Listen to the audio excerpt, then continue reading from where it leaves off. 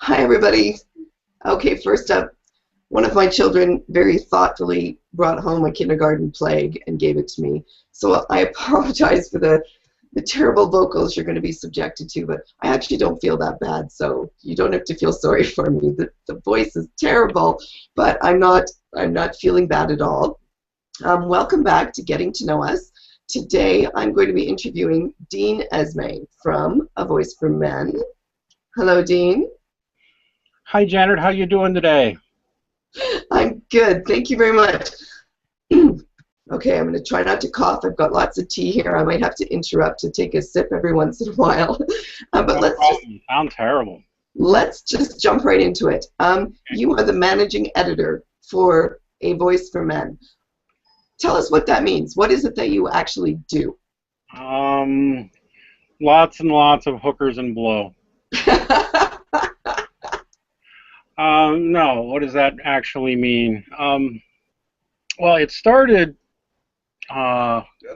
mostly just managing the front page of A Voice for Men, but it's now moved into a general operations manager, so that on most day-to-day questions of what we're doing, I am Paul's chief lieutenant, second in command. I'm the Spock to his Kirk sort of thing.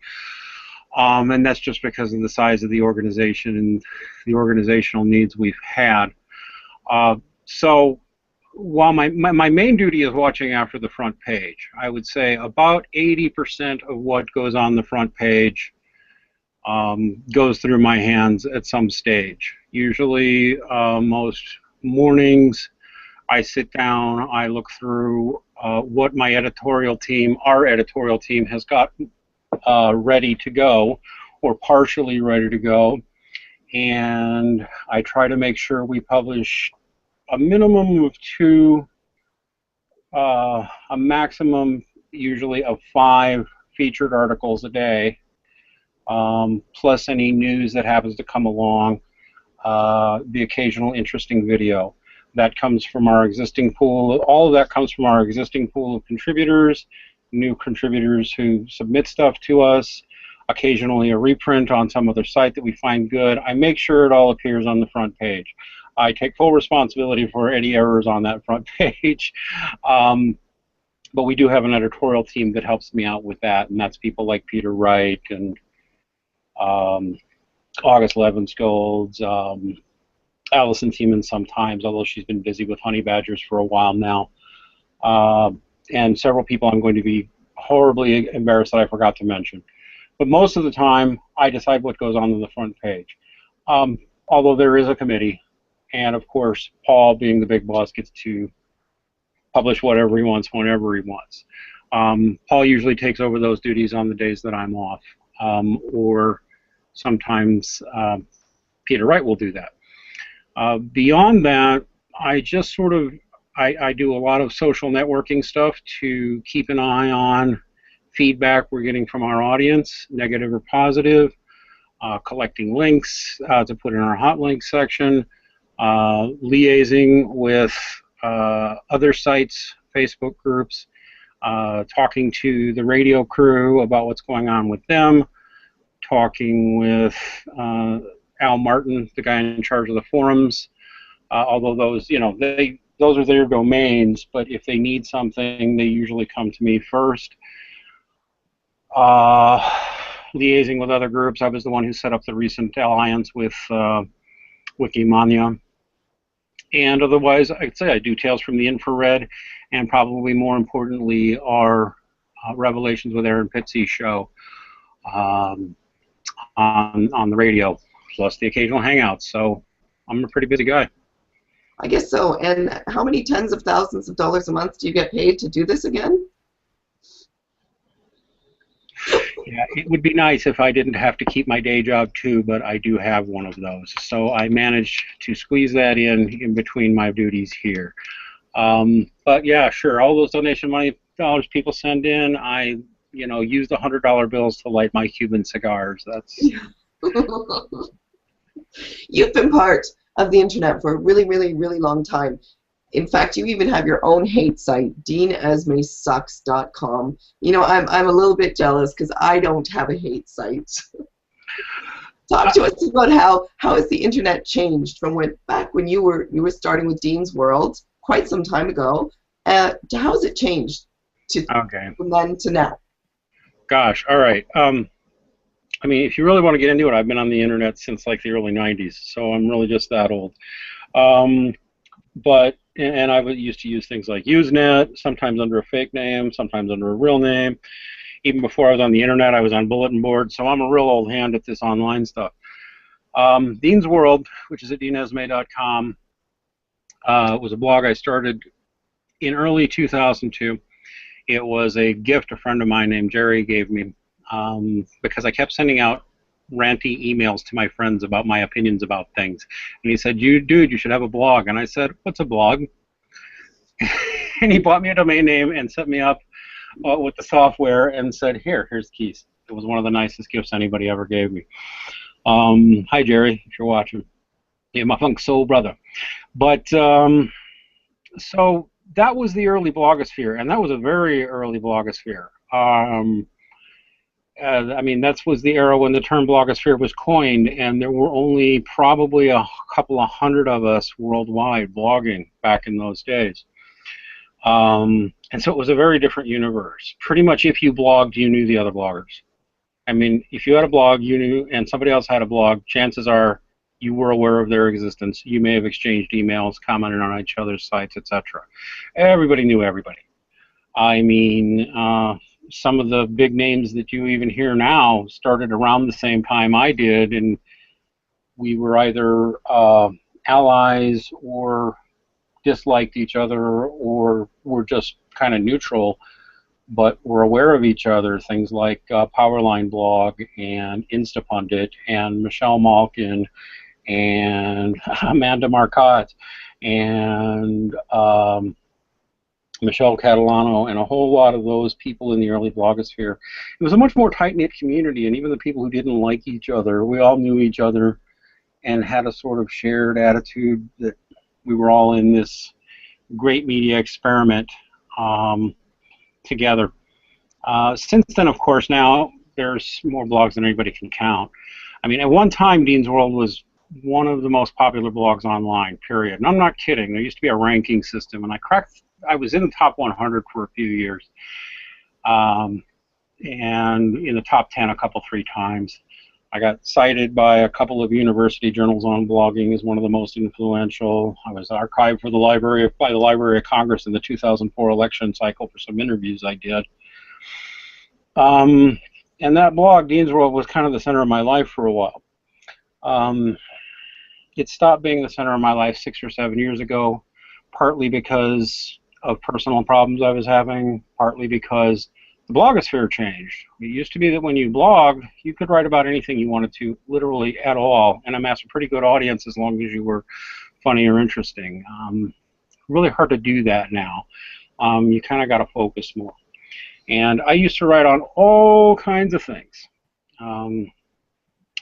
And still, when I get the urge to write about something that isn't directly about men's issues, I'll go there and scribble something on Dean's World. But it's gone from maybe 20,000 readers a day to, I would bet, a couple of hundred a week at most.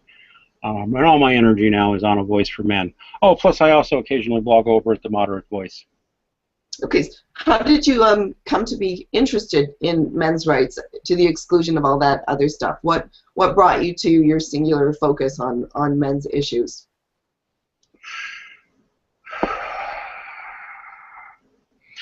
Even going back to the 1980s, I had been arguing about men's issues and feminism on the internet, and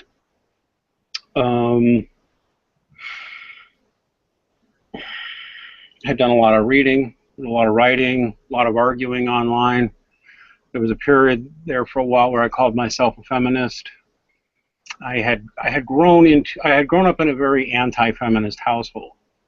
I'm trying to get away from the term tradcon just because my conservative friends, it hurts their feelings. But for lack of a better word, what I would call a dysfunctional tradition, religious background, a dysfunctional quote-unquote conservative background that was very abusive and actually very anti-feminist. So when I first heard about feminism, I got very interested in it, and I thought, well, that sounds great. I had a lot of negative experiences, though, trying to talk about issues from a men's perspective. A lot.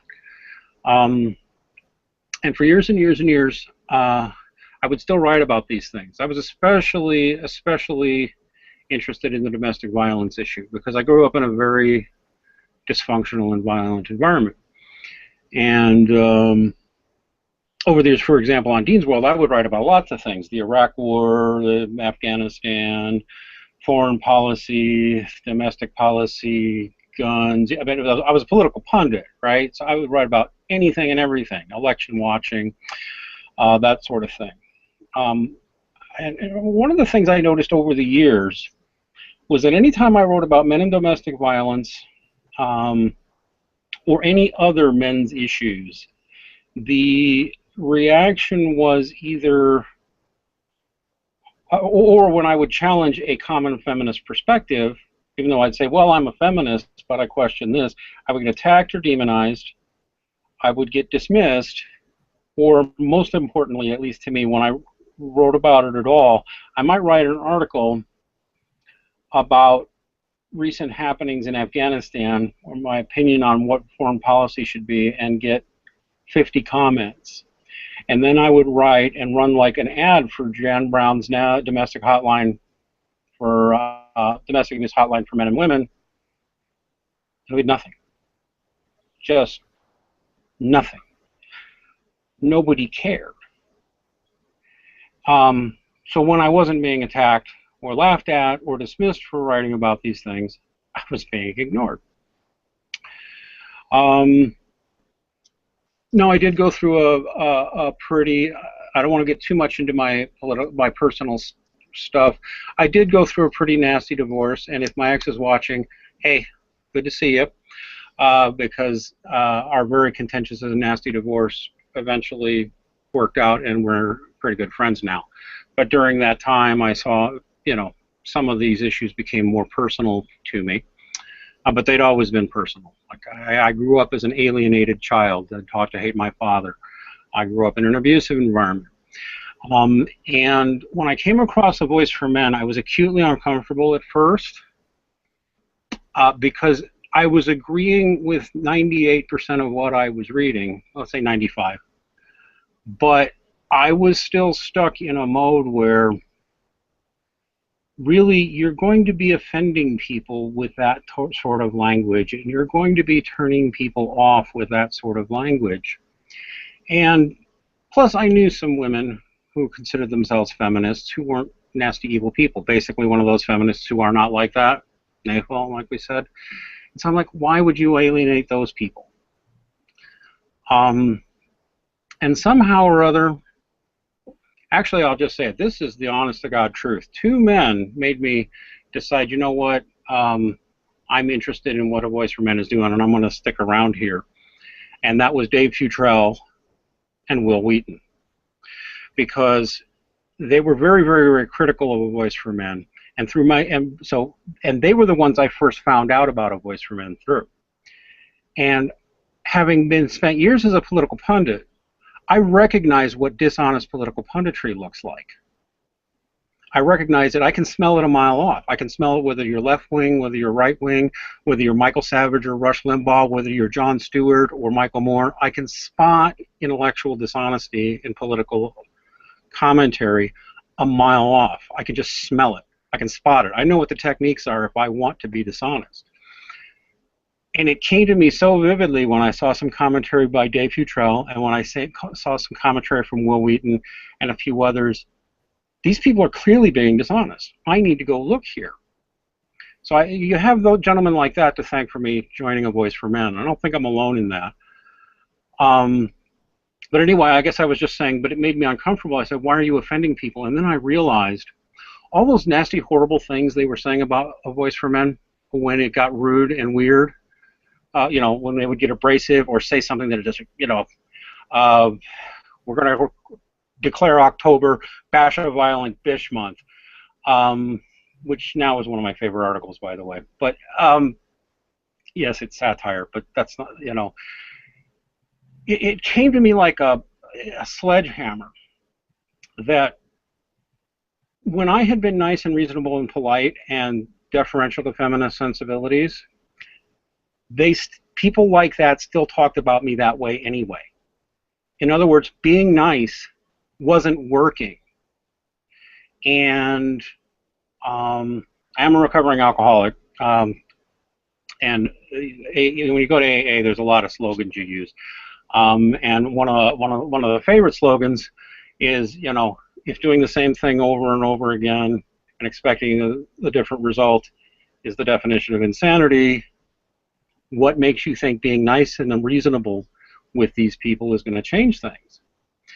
And I also, you know, or a real more pithy phrase that I heard around a table too. One guy used to like to whip this out all the time at new recovering alcoholics who kept falling off the wagon, who would try and rationalize, explain why they were continually falling off the wagon. Say, well, I thought I could handle it because X, Y, and Z.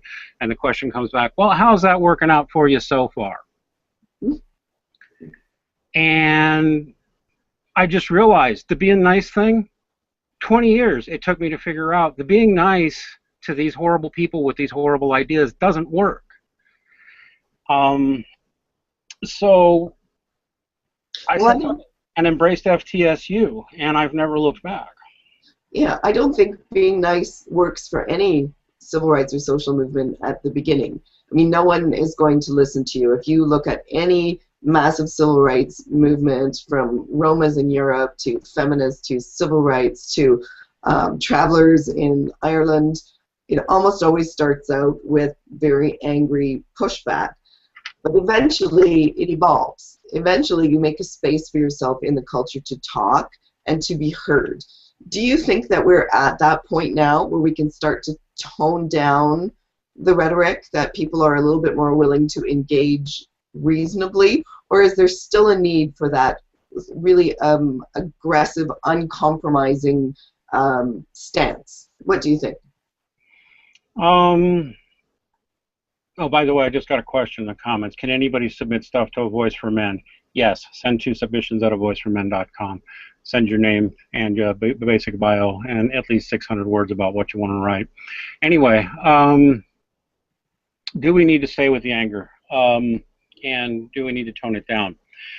The funny thing is that I remember when I signed on with Paul, we had and John Hembling, John the other, because it was mostly the two of those guys doing most of the day-to-day work when I started. John just hates detail work. I, on the other hand, of this type, whereas I, on the other hand, had just already been running a big high-traffic blog for years and was just used to doing that sort of stuff. Anyway,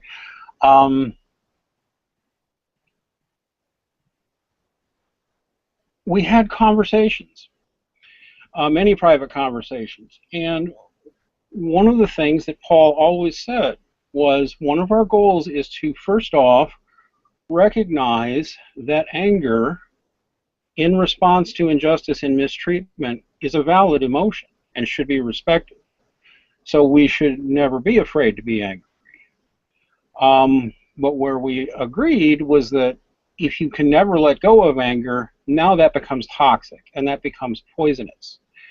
And if you can't let go of your anger, and I don't mean to let go exactly, but channel it to, I don't know what psychologists would call constructive anger, thoughtful anger, like as opposed to just raging anger. You get your rage on once in a while, fine, but then, no, how do you appropriately express your anger and use that energy for something useful?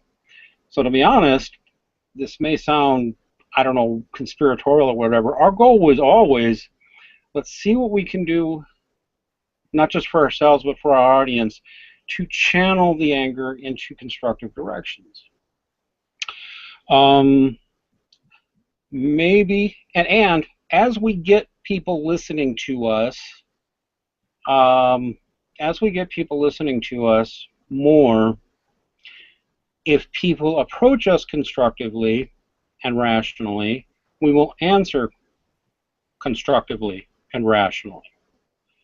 However, when they don't, if they just ignore us, or if they come at us irrationally or nastily or lie about us, we get right back in their faces.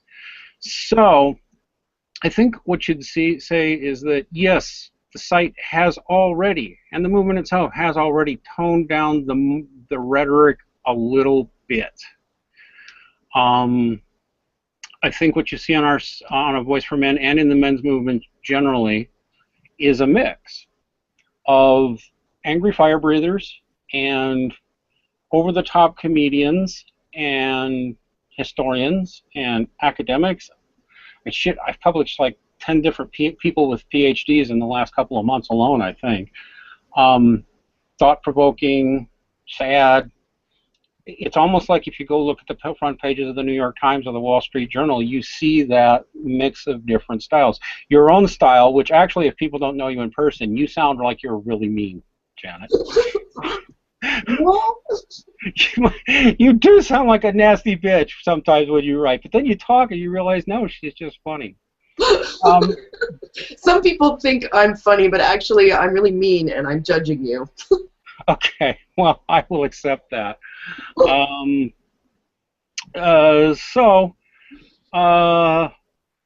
think there has been some toning down because we've gotten a little more attention. And guess what? If we start getting ignored again, watch for us to ratchet the hyperbolicness up again. But the more our issues are taken seriously, well, then of course. You know, Paul and I actually have a shared hero. And people don't seem to believe it. I had at least one black guy recently contact me on Facebook about this because he was like mad. Because Paul and I have both referenced Malcolm X a few times. And they're like, you shouldn't talk about Malcolm unless you've at least read his book. And I'm like, dude, I've read his autobiography twice and seen Spike's movie 3 times. Malcolm X is a big hero to us, both of us, actually. And I'm not kidding. And if you look at the life of Malcolm, he started a very, very, very angry young man.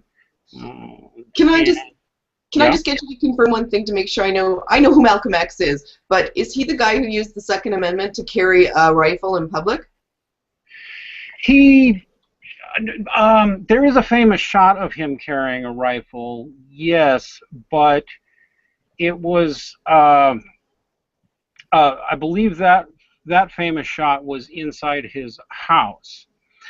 He was under death threat, and he did have a rifle. I think there's a famous shot of him with the rifle at the window looking outside, and also at one point he got a Molotov. Somebody set his house on fire, and he ran outside with his family, and he was carrying a rifle.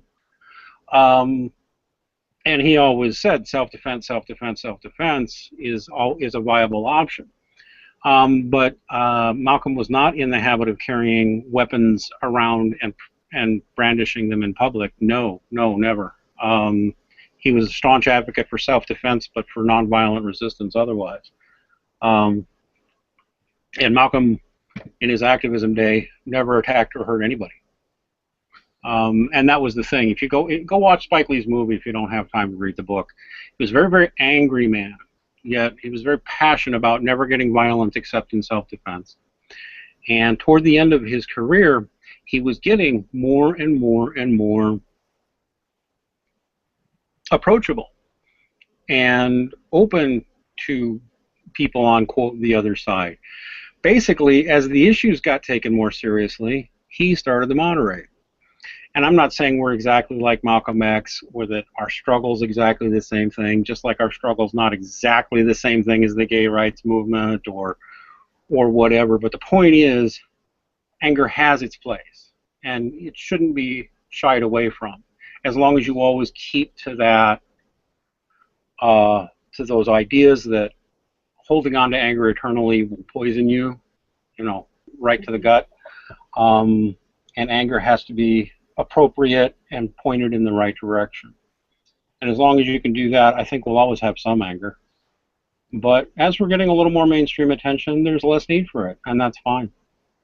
I don't know if I answered your question or not. I hope it did. You did, actually. And I mean, it's just interesting, the parallels. I don't know very much about Malcolm X. Of course, I know who he is as a historical figure, but I've taken more of an interest in Thurgood Marshall, who was the head of the NAACP and who spearheaded Brown versus Board of Education, which undid segregation in the South. And it's virtually the same story. I mean, certainly Thurgood Marshall would kill you if you tried to kill him, but he never advocated violence at all. So all of that angry rhetoric at the beginning of his career, as soon as he started making real progress and real headway, and people started to be a little bit more rational in how they responded to him, he responded rationally in return. And I'm glad we kind of agree on that, that I think that, yeah, the time has come. It's not about compromising or backing down. It's about understanding that people are now willing to stop and engage. And if they're willing to engage, so are we. You know, it's really funny because I just was talking to a reporter. I won't mention who she is because she hasn't run her story yet, and I don't know what's going to happen. But out the gate, she was asking me, what is with these offensive posters? Don't you think you're just turning people off with them?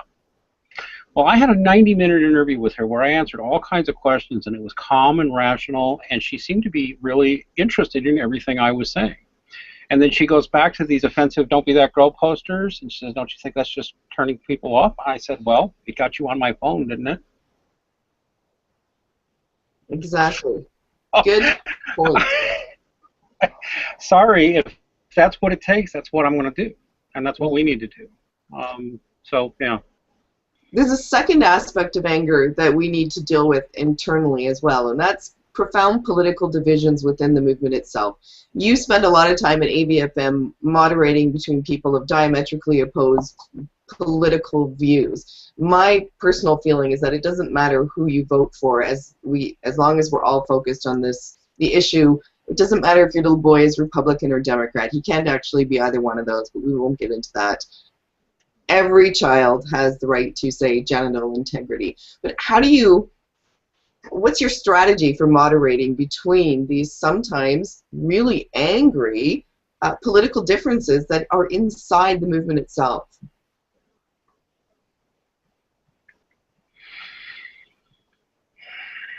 A lot of it is message discipline, at least on my case. You asked me how I manage it, so I guess it's sort of about me, although it's something I think everybody needs to do if they really want this to move forward. I am consistently amused that I have developed a reputation in the last couple of years on AVfM as being like the token lefty liberal guy. Which is amusing, because all my years of blogging, I was considered a hard right-winger. And even still, when I won't go over and blog at the Moderate Voice, they consider me a right-winger.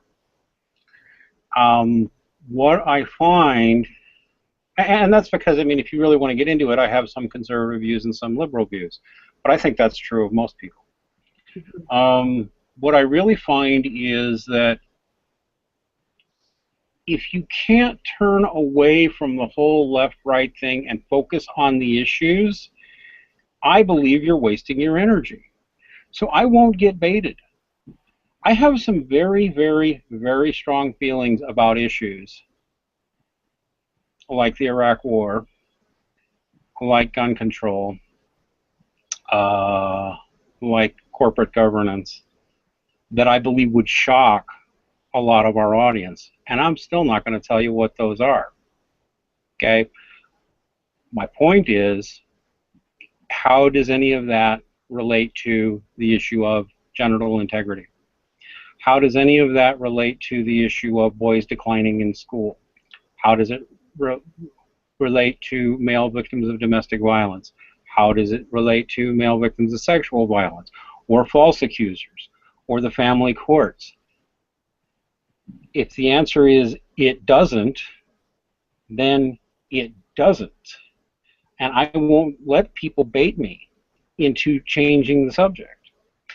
And most of the people I work with on AVfM are the same way. Paul's probably the most outspoken about his personal politics, but he doesn't care what anybody's personal politics are either. If you care about the issues we care about, that's what matters to us. Now, I've noticed there are some, at the moment, it's more the self-described conservatives who seem to be driving the idea that you have to be right-wing, or that if you're a leftist you can't be an MRA. I have seen some go the other way though, and say human rights for men and the right wing are incompatible with each other. I've seen a few people assert that. The only thing I can say to those people is, well, you have two choices. You can either go off and only talk to people who agree with you on everything else and talk about men's rights there, and we'll talk to everybody else, or you can stop and think, wow, that person is a right-winger or a left-winger, but we agree on this and we can work on this thing together. And that's what I think is needed. In fact, that's the way I think the only real way to achieve lasting political change anyway. You change the culture, you change the dialogue, and the day that I start to see Democrats and Republicans arguing over the best way to fix the problem of male suicide or declining performance of boys in education, when I see Democrats and Republicans arguing over the best way to fix that problem, I'll be a happy man, because the problem is finally at least being looked at. Well, let's hope the first time you see that is in Detroit for the first International Men's Conference, which will be held June 27th and 28th, and I think we've got a workshop by Dr. Warren Farrell on the 26th as well. What are you going to be doing in Detroit? What are your responsibilities there? Oh, geez, that's really interesting. I will probably not have a super visible role, because my goal is to be Paul's right arm at any given moment. So whatever needs to be done behind the scenes, if a decision needs to be made and Paul is not available to make it, I will make it. If I need to run and help advise security to do something, I will do that. If a speaker suddenly has a problem and falls ill, I may step up and do a presentation. I can do that. I probably won't. But I'm just saying that's the sort of thing I can do. If they're having technical issues with the recording equipment, I can do that. I also expect to be spending a lot of time talking to reporters, talking to the documentary filmmakers, plural, that will be there. There'll be multiple reporters there too. I'll probably be part of the press conference, and I will generally be on the lookout for anything that needs doing and making sure it gets done, which is pretty much what I do every day on A Voice for Men anyway. Keep an eye on things and make sure they're working smoothly so that the important people who are talking, or people like Paul, can concentrate on what they need to concentrate on. Are there any speakers in particular you're looking forward to? Any issues that are of real special interest to you? Well, I'm actually getting a little misty, but it is highly unlikely that she's going to say a single thing that surprises me or that I haven't already heard. But the fact of the matter is, I have been working with her for more than a year, and I have never been in the same room or even in the same state with Erin Pizzey. So I cannot wait to be there. She's getting a ginormous hug from me, whether she likes it or not. No, I won't even wait for enthusiastic consent. And I can't wait to just watch her, because I still do that radio show with her every 2 weeks, and I'm still somewhat in awe of her, which is weird. She's like this sweet old grandma, and then you start talking to her and realize she's dealt with pedophiles, murderers, rapists, just really dealt with bomb threats, people shooting at her family, threatening to kill her. Give us a quick summary of what Erin's area of investigation is, her work. Oh, Erin Pitsey, she started the first internationally recognized battered women's shelter back in the early 70s in London in an area called Chiswick. She was also involved for about 5 minutes with the feminist movement, but left it very quickly because she didn't think highly of it at all. And she's always been rather angry about the way feminists hijack the domestic violence issue, because she has been saying consistently since the early 1970s, look, she opens the world's first domestic battered women's shelter, and she did intakes on them, and she found that 60% of the women that came into that shelter, 60 out of the first 100, had serious problems with being violent toward their husbands and toward their children. And ever since then, she's been struggling to talk about how family violence, well, domestic violence is family violence, and it's not a men versus women issue. And over the decades, more and more and more and more research has backed up her view on this. In fact, it is overwhelming how much research backs this up. But she was this one little lady in London who for years, I mean, she got death threats. She got her dog shot at. All she did was try to help battered women and men. She could never get a penny to help men. Any men she could help was almost accidental. She wanted to. She tried desperately to. She tried to get people to listen. I think it's worth going to hear Erin speak all by itself. If you get a chance to hear this woman, she's like 75, 76 years old now. What an amazing array of stories she has to tell about her life, and what amazing things she's seen, books she's written, people she's talked to. She's great, and I hope you get her in an interview sometime too. Beyond the very personal with Erin, I'm probably actually most interested to hear what Dr. Paul Nathanson has to say.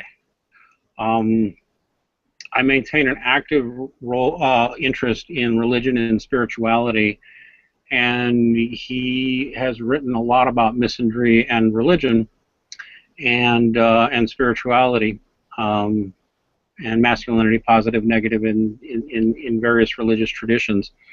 And I think even, in fact, I'm pretty sure he's kind of an atheist now, but it doesn't matter. He's not religion hostile like some atheists, and I'm just going to be real interested to see what he has to say. Plus, he's gay and Jewish, so you know he's going to have an... That's kind of my joke. We got the gay Jew, so we got that covered, right? That's a joke. By the way, he tells that joke himself, but still. He has a very interesting perspective when I've heard him speak before, so I'm going to look forward to seeing what he has to say. Now, I know you don't like talking about your personal politics. You like to keep, you know, personal thoughts on gun control and things like that private, and I'm okay with that. But is there anything you think people would be really surprised to know about you that doesn't have anything to do with politics? Just someone walking up to you in Detroit, something they might be surprised. I have Tourette's syndrome. You have Tourette's syndrome? I do. But that doesn't always mean that you just swear crazy. Isn't that kind of a movie stereotype? Fuck you. Bitch, bitch, bitch. No. Not everybody with this condition has that, but it is, in fact, a source of a lot of my tics and things like that. And I've gotten good over the years at sort of suppressing it, channeling it. So I'll be doing, when I get an urge to tick, I'll do something with my hand or my feet or maybe something like that. I sub-vocalize sometimes, and people say, what are you saying? Are you talking to yourself? Well, no, I'm sub-vocalizing. But yeah, I really do. You got a live one here. And by the way, I don't mind Tourette's syndrome jokes. Just so you know. I'm afraid I don't know any. I will have to remedy that. I will come with as many as I can find. Please do, and please share them all, because they don't bother me. Bitch! Bitch! Okay.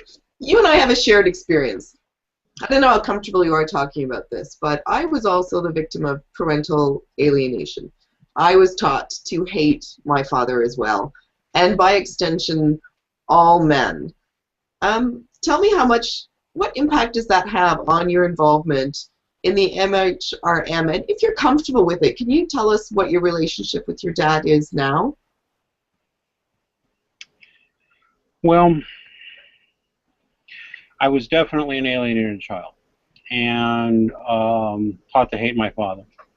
And that absolutely did lead me to a level of internalized misanthropy and a negative attitude toward men in general myself as a man. This is why one of my favorite essays of all times in men's rights literature is Alison Tieman's The One Good Man.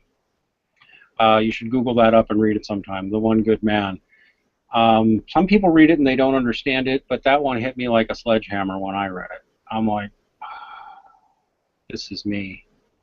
This was me for years and years. I was the one good man. Powerful essay. But anyway, yeah,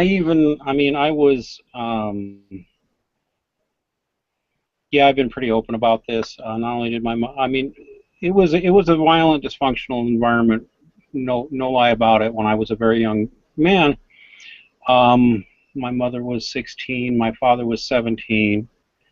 His parents had abandoned him. Well, his mother had killed herself, and his father had abandoned him. He had a pretty bad drinking problem by the time he was 19.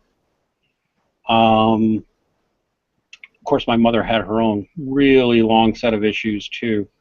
An odd thing being is that I was not capable of perceiving my mother as being abusive, even though she was extraordinarily abusive. I wasn't able to perceive my mother as abusive until I was quite a bit older. And she really did directly poison my mind about my father. And she found the new man, and actually they abducted us, me and my sister, and changed our names. I used to live under a different name, a different last name than the one I was born with. I was born Dean Esmay. I eventually took my real name back. In fact, what they did would be considered a felony now. But all that aside, the bottom line is I was constantly, for years and years and years, having my father's name poisoned. And even as an adult, I mean, the last time my mother did it to me was maybe a few years ago. Now we don't speak. But I mean, I was in my 40s the last time she did it to me. She said, "You are just like your father," and she spit out his name. I won't spit out his name. But I didn't even realize there was anything wrong with my relationship with my father because I just hated him until I was in my 20s and I went looking for him. And I would still, for years, I did go back to him and I did start talking to him periodically, but I would still, for many years, still kind of reflexively speak ill of him. Until I really started reading about parental alienation and what's called parental alienation syndrome. Now, there's all this argument over whether or not it's a syndrome, okay? But that is an angels dancing on the head of pins argument. Is it a psychological syndrome? I'll let the psychologists argue that about. When you look at what a parental alienation looks like and what the effects are, baby, I got it all, almost all, okay? And it was in the process of becoming a father and just somewhat in the process of getting divorced that I realized just how much I had never really forgiven him for things he had no control over whatsoever. And that's painful for me, still to this day. He is alive, but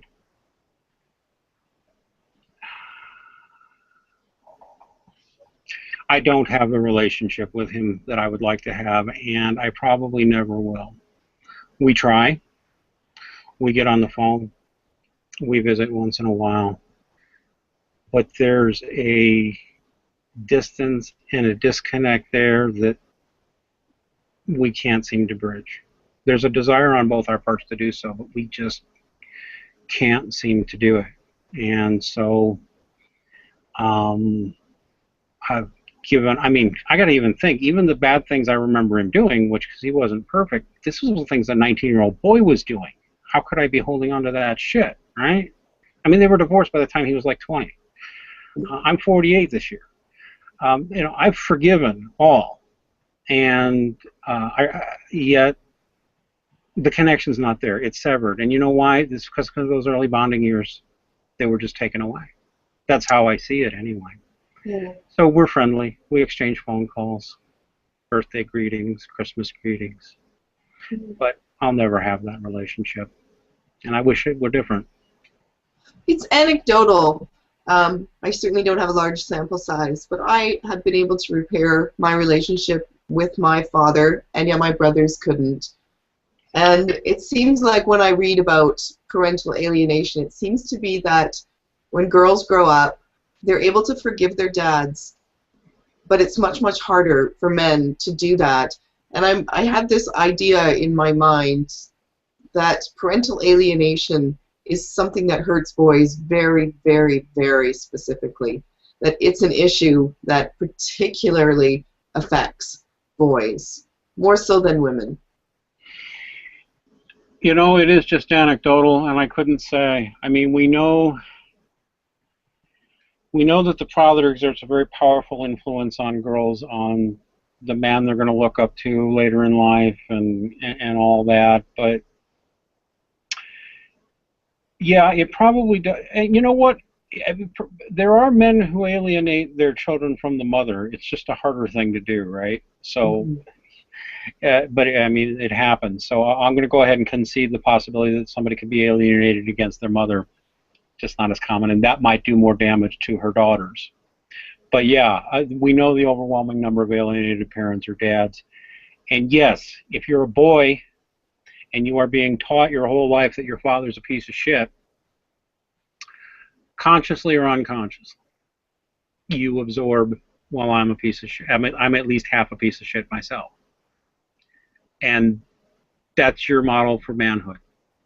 And you spend your time either deciding to embrace it or just prove that you're not like that, that you're better than that. And it even spins into proving that you're better than all the other men out there, because, yeah, I think when you're alienated from your father, it's probably the boy than it is on the girl, probably. But it is anecdotal. I have forgiven my father. I've also forgiven my mother, although I don't speak with her anymore because she's still psychotically abusive. But I hold no grudge, and I've forgiven my father, but the closeness just isn't there. I don't know if it'll ever be recovered entirely. But I do love him, and I do care about him, and so there is that. There's that. Okay, this leads me into my final question, that a lot of the issues that we deal with at A Voice for Men and in the MHRM, we've got a lot of clear elucidation of what those issues are, and we know what the struggles are, we know what challenges we have to make, we know what we need to do to address them. But there's still these nascent issues, things like parental alienation. And you had a commenter asking if anyone could submit to A Voice for Men. What are some of the issues that you're particularly looking to be explored more deeply at AVfM? Oh, wow. Believe it or not, that's the toughest question.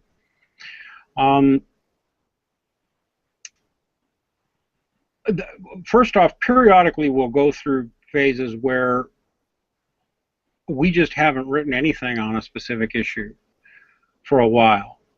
Like, it came to me like a freight train when we booked Carnell Smith for the Detroit conference in June, because the main thing that got him interested in the men's movement was paternity fraud when he found out that his daughter was not his. The daughter he had raised was not his.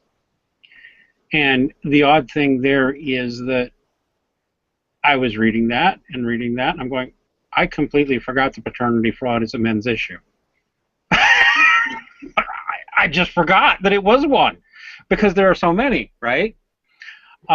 So, actually, that's a signal right there that if you have been the victim of paternity fraud, I would sure love to read an article from you about it, although I'm sure that's an incredibly painful thing to write about. But in general, other than that, what I'm really hoping to see more of is more guys stepping up to get active. If you know about a case where by our putting a spotlight on it, we can make a positive contribution, I'm interested in hearing about that, especially. Now, I gotta say, our standards are very high. You gotta, you know, if you've been the victim or somebody you care about has been a victim of a false allegation, I need to see your proof.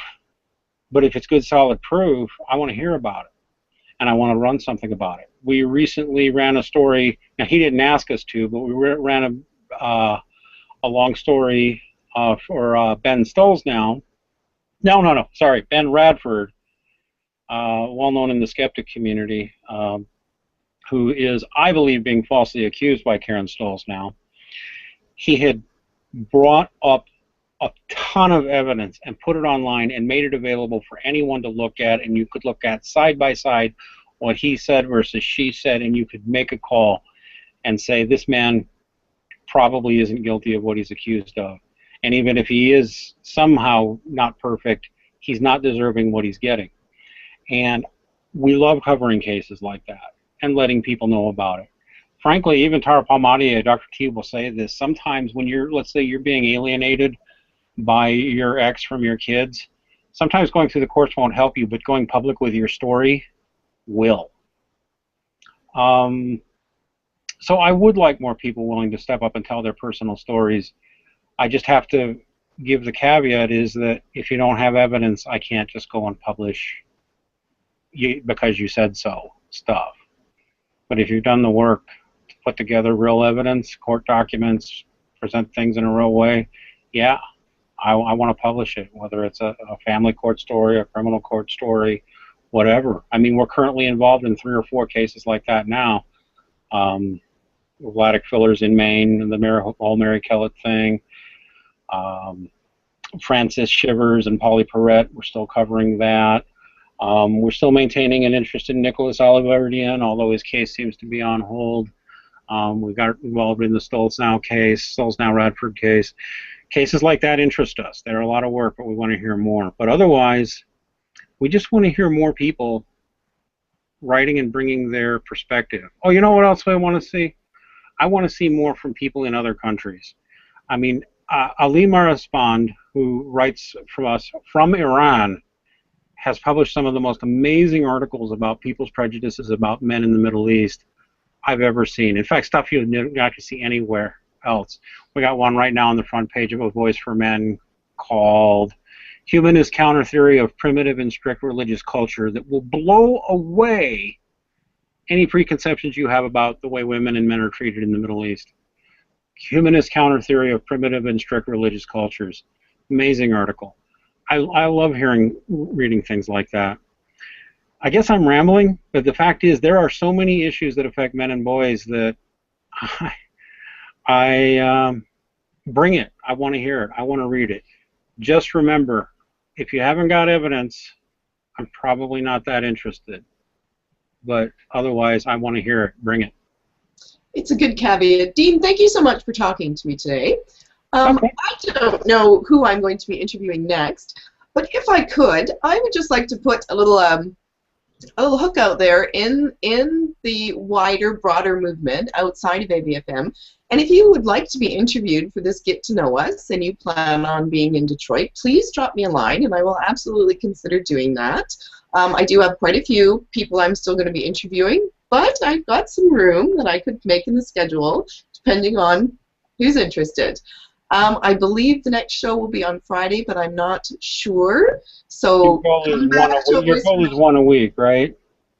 I can do one, possibly more a week, and more as we lead up. Depending on the speaker's availability, I'm certainly going to be flexible to our speakers. And what's the best way to get a hold of you? Probably through my website, www.JudgyBitch.com. That would be the best way. Or you can send me an email at janet@avoiceformen.com. didn't mean to interrupt you there. Oh, So, that's right. are we done? I think we're done. Thank you, Jean. Thank you, Janet. Bye, everybody. Bye.